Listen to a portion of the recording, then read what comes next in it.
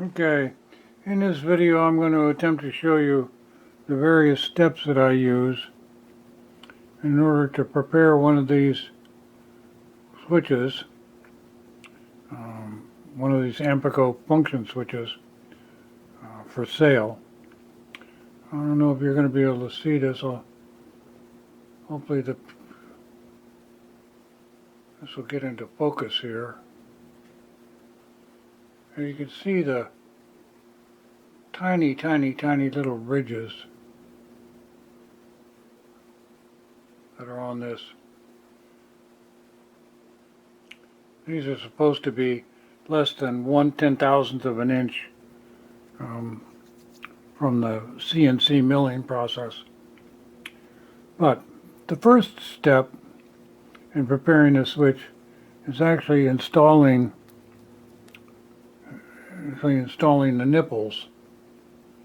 Now, if you look closely here, if this will get into focus, come on, get into focus. I don't know why it won't get into focus. Come on, get into focus. There we go. Come on, get into focus. Oh, why this isn't getting into focus.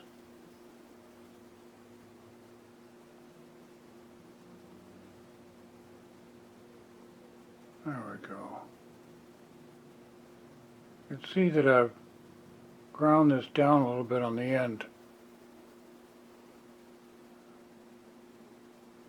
I did that with a belt sander,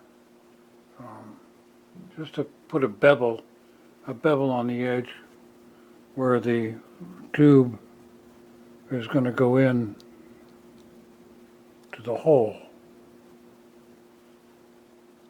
This just makes it a little easier. And you can see the distance. You see the distance there. This is going to go in about that far right there. That's how far it's going to go into the hole. And because of the fact that the hole itself is slightly smaller, by a couple of thousandths of an inch than the tubing, you get a nice airtight seal. We're going to be flattening this surface. After the nipples are installed. And the reason that the nipples are installed first, instead of lapping the surfaces first, is because you can see that the cover part of the switch, covers this area of the aluminum. And because of the fact that this is slightly larger than this, forcing this down into the hole could cause the aluminum to press out a little bit. Whether it's aluminum or brass, it could cause it to push out a little bit. So the nipples are always put in first, and then the switch is lapped. I made up this little jig here for knocking them in. I tried a lot of things, and this is the only thing that worked. This process is pretty painless.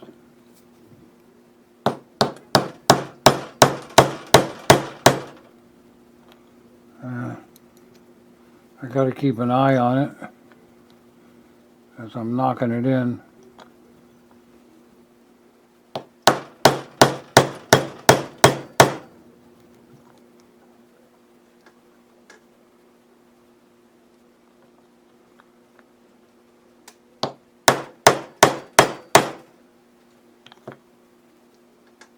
There we go, and you can see now that it's in there. And because of the fact that there's so much area, even though I got this one in a little bit too far, because of the fact that there's so much area, and because of the fact that the hole here is so much bigger than the hole in the tracker bar, the fact that I've got it in a little too far is actually no problem at all, and no corrective action would be necessary from that point. So now we got the other two.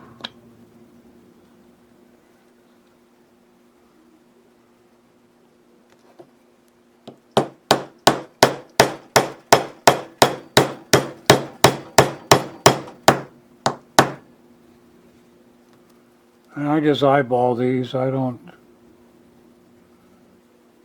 try to measure them or anything like that.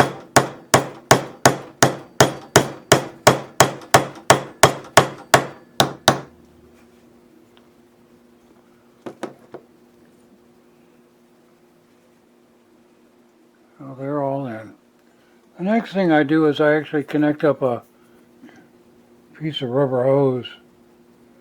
I'll back this out a little bit. I connect up a piece of rubber hose to each one of these.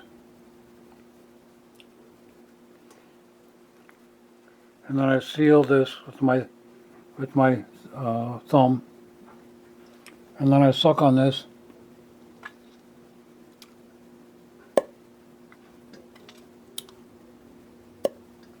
See that I get a nice airtight seal.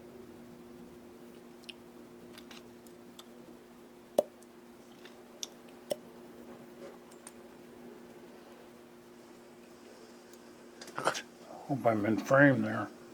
Yeah, it looks like I'm in frame. Yeah.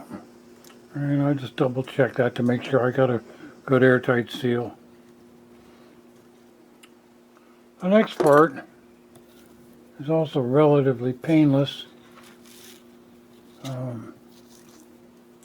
I use regular 400 grit silicate acetate for this next part. I tried wet dry, and it was a pain. I guess maybe it lasts a little bit longer, but this paper is cheap enough that I use it once and throw it away. The important thing, from my perspective, the important thing is to make sure that you always pull the switch in only pull the part in only one direction. There are a lot of different people out there that talk about, I believe they call this process lapping. A lot of people say that, you're supposed to do it in a swirling motion, and some say in a circular motion. I found that none of those techniques work well with these switches. I found that the best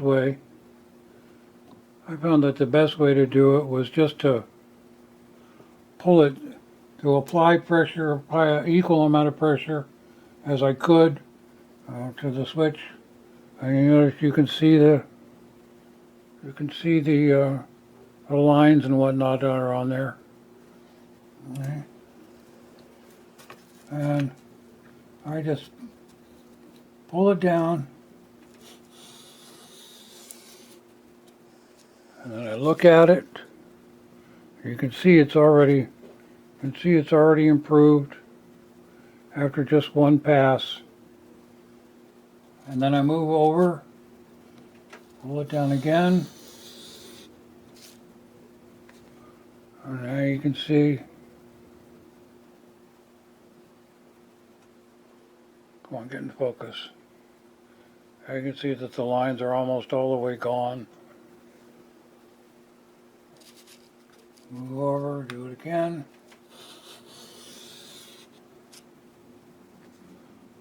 Almost all the way gone, still not gone all the way.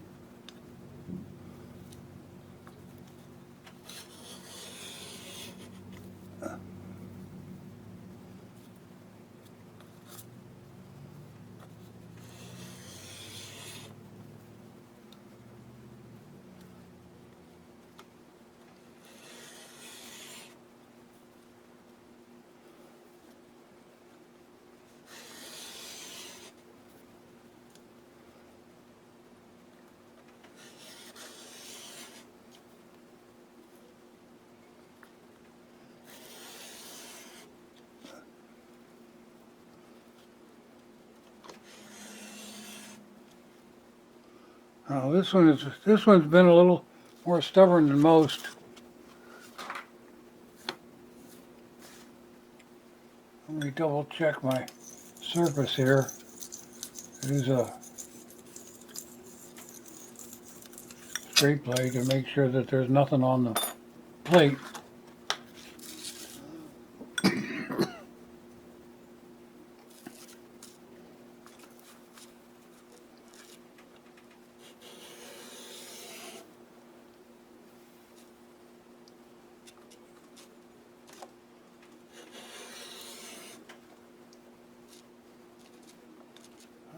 This one's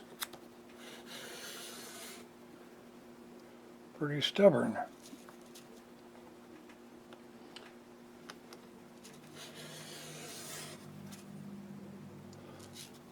There's only one tiny little line left on here.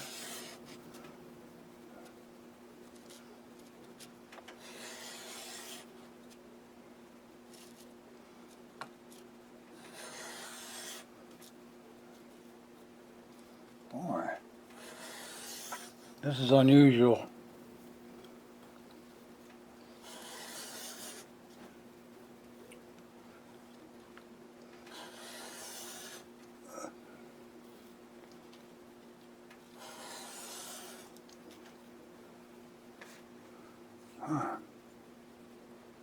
Very unusual. I don't think I've ever had one that required more than 2 pieces of paper.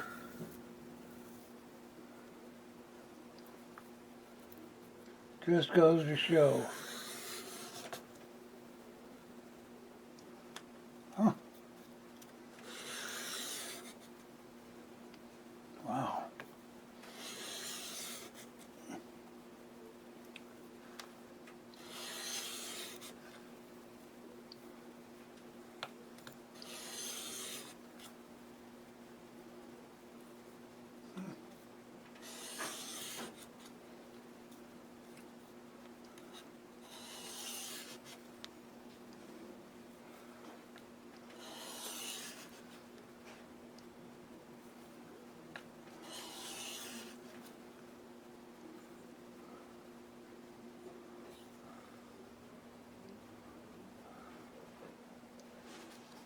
Amazing.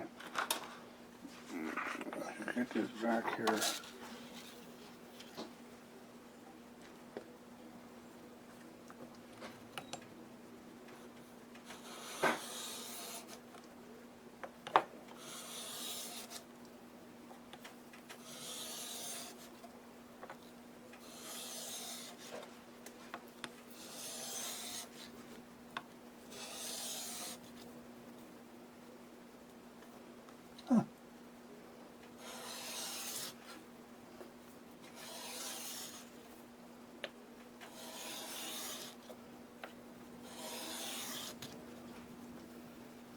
Finally. Okay. Finally, 100% clean. No more marks on there. Yeah.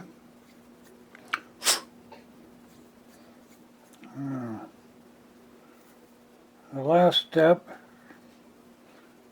step is installing the stop pin. This is the stop pin. I'll put it up next here to this so that you can see it. It's a 1/16th inch stop pin. And I purposely had the manufacturer drill this hole slightly smaller so that I get a good, nice, tight fit. And I drill it out with a 1/16th inch bit.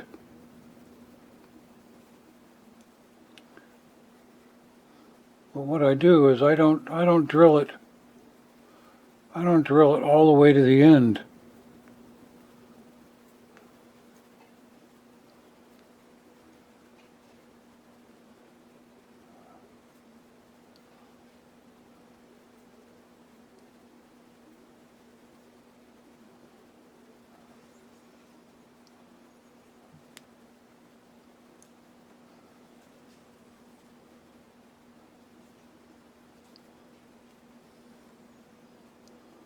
There we go.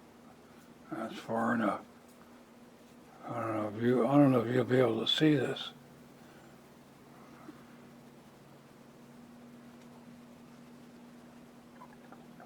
Come on, get in focus. Oh, I don't know if you can see the tip is almost to the end.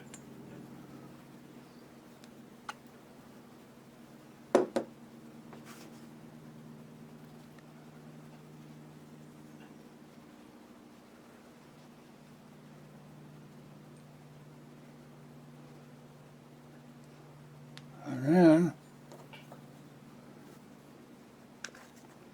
because of the fact that the pin itself is actually 65 thousandths,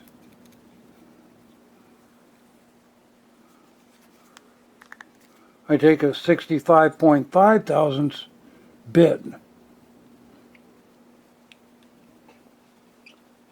and I drill out just enough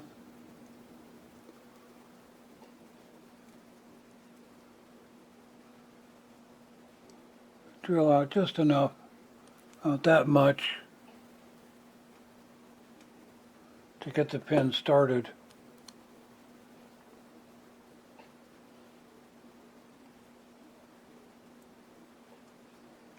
And get the pin started in the hole.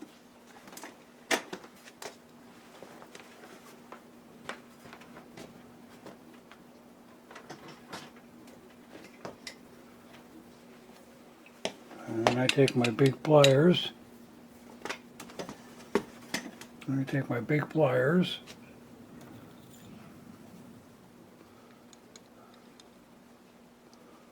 And I push it down.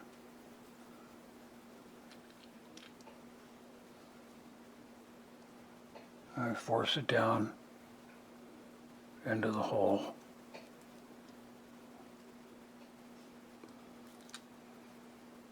And it comes right to the end there.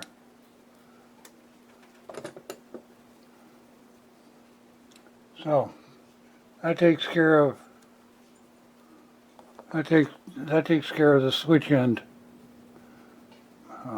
or the base half. The top half. Okay, get in focus. The top half of the switch also has those CNC cutting marks on it. So it also has to be lapped. And here again I use the same exact process. Apply an equal amount of pressure.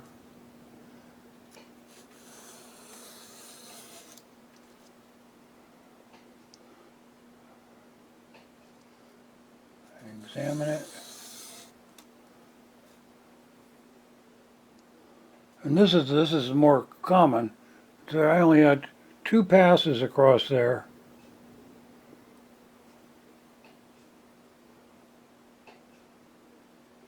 And you can see that all the lines are gone. That's what normally happens. Once that's done, I can almost see one little tiny more line in there. I'm going to go ahead and give it one more pass. Not really necessary, but there we go. Now it's perfectly clean. Okay. That's perfectly clean here. No, I take that back. I see a tiny little space right there.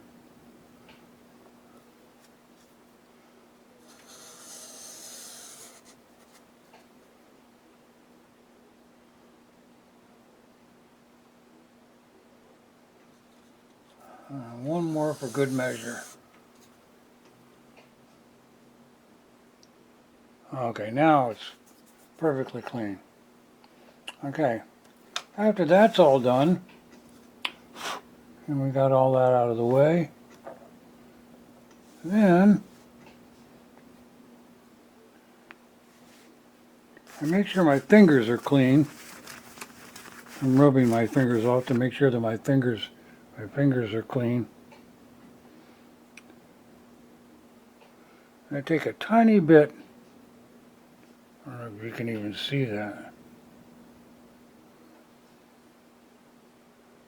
Take a tiny bit of Vaseline,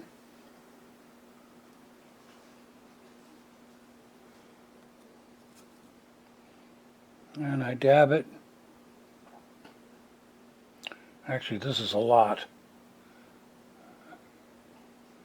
This is actually a lot more than I normally use.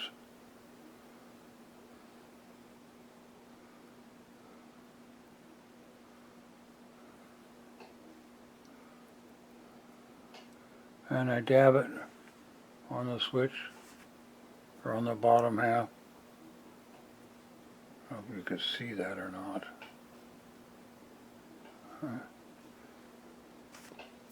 Like I say, that's normally more than what I use. I'm gonna get a little bit of that off there. Okay, that's better. And then I put the two pieces together,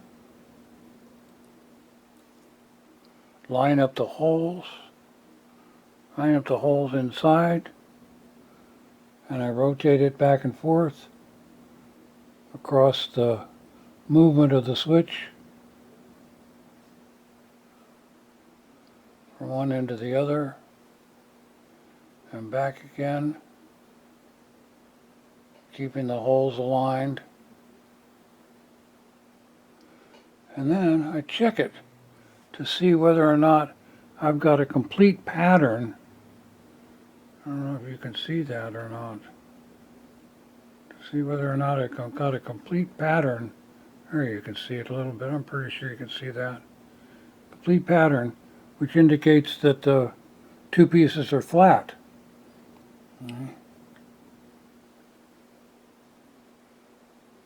then, in this case, I put the switch in what is the off position. This is the off, when it's halfway between one extreme and the other.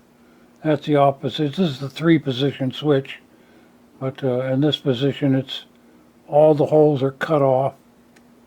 And then here again with the suck tube, I check to make sure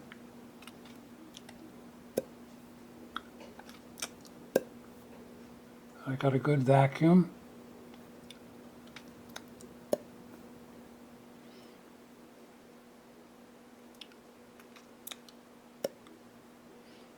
And then I put it in the one position where there's a hole opening to the atmosphere, which is in this position right here. And then I check the two outside ones, which are supposed to also be cut off.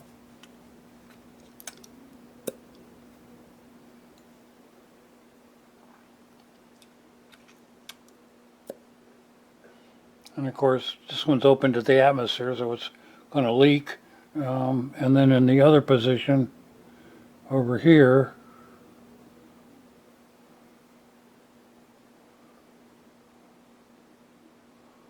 both of these holes, this hole and this hole, are open to the atmosphere, so they're going to leak. So this one is the only one that should be cut off then. And that's cut off. And now you check to make sure that all these, so this is ready for sale.